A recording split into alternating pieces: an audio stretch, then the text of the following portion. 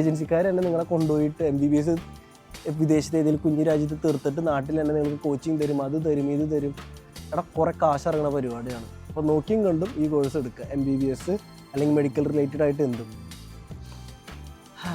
ഇതെന്തുകൊണ്ട് പറയുന്നതെന്ന് വെച്ച് കഴിഞ്ഞാൽ അറിഞ്ഞോ അറിയാതെയോ എൻ്റെ വീഡിയോസ് കണ്ടിട്ട് കുറേ പേര് മുന്നുണ്ടായ രാജ്യത്തുനിന്ന് പഠിച്ചിട്ടുണ്ട്.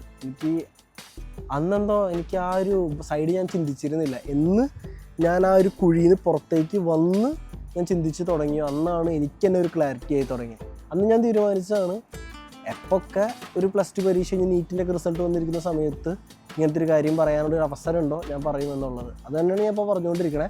ഇതിലിപ്പോൾ വ്യൂസ് കുറവായിരിക്കാം, വ്യൂസ് കൂടുതലായിരിക്കാം, it doesn't matter. I'm just doing my thing. എനിക്കൊരു സാറ്റിസ്ഫാക്ഷൻ വേണമല്ലോ. അത് നിങ്ങൾക്ക് MBBS പഠിക്കണോ പഠിച്ചോ, നല്ല രീതിയിൽ പഠിക്കാവുന്നവരാണെങ്കിൽ നിങ്ങൾ ദൈവത്തുറത്തി പോയിട്ട് രാജ്യത്ത് പോയി പഠിക്കാൻ നിൽക്കരുത്.